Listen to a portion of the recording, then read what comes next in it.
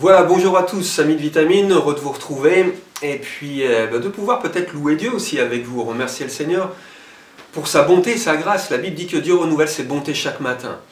Est-ce un hasard ou est-ce le reflet de leur louange qu'on entend tous les matins les oiseaux au printemps chanter, quand la nature s'éveille et que les oiseaux le matin chantent? Est-ce que d'une certaine manière ils ne louent pas Dieu? Quand j'étais enfant, on chantait cette chanson, cette petite chanson, dès le matin les oiseaux chantent toutes les louanges de Dieu. Et dans cette chanson on interrogeait aussi l'autre: et toi mon ami, pourquoi ne chantes-tu pas non plus les louanges de Dieu? Pourquoi ne chantes-tu pas, n'honores-tu pas non plus Dieu? Ça a des conséquences d'honorer Dieu, de louer Dieu véritablement, de glorifier Dieu. Ça a des conséquences importantes dans notre comportement et dans notre vie. C'est pas parce que vous n'allez pas à l'église que vous n'êtes pas au bénéfice quelque part de la grâce de Dieu. Mais à un moment, Dieu va vouloir aller plus loin et va vous inviter à aller plus loin avec lui. Il va vous tendre la main.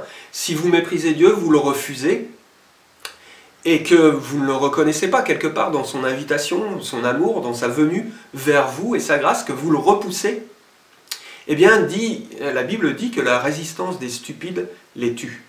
Eh bien, la résistance que vous pouvez avoir envers Dieu va vous conduire ultimement vers la mort. La mort.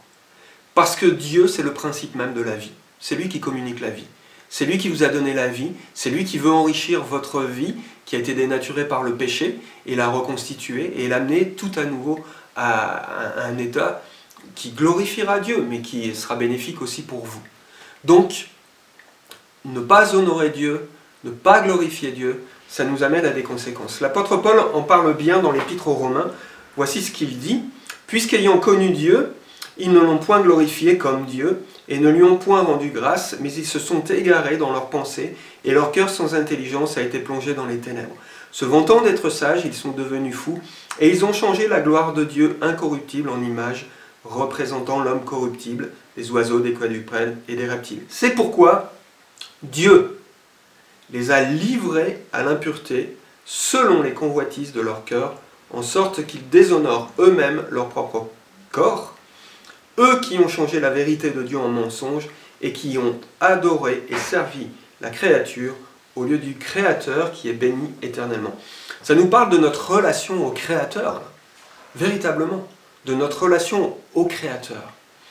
Ou ça nous parle de notre révolte et de notre mépris envers le Créateur. À force de résister à Dieu et de le repousser, eh bien Dieu prend acte et note et se retire. Et c'est la vie même qui se retire. C'est la grâce même qui se retire. Et l'homme est livré à lui-même.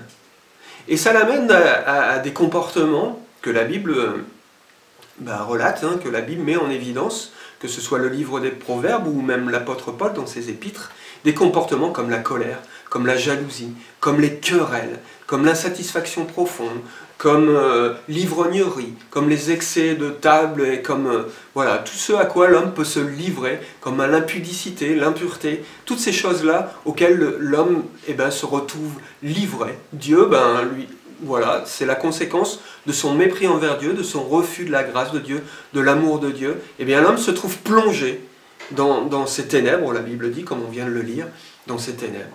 Et il a un comportement qui n'est pas du tout à la gloire de Dieu.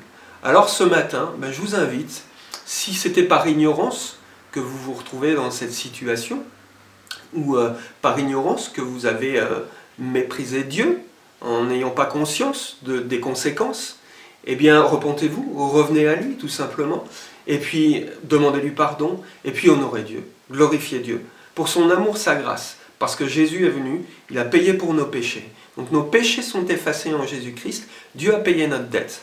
Donc c'est aussi une occasion de l'honorer, et puis de regarder vers un autre avenir, une vie avec Dieu, et plus sans Dieu. Une vie avec Dieu et qui portera des fruits à la gloire de Dieu. Voilà, honorez Dieu, louez Dieu, rendez-lui un culte honorable qu'il honore, n'attendez pas forcément dimanche, mais le matin, avec les oiseaux qui sont à l'extérieur de chez vous, que vous entendez peut-être au réveil, eh bien aussi, louez Dieu, honorez Dieu, remerciez Dieu, approchez-vous de lui, en esprit et en vérité, au nom de Jésus. Amen.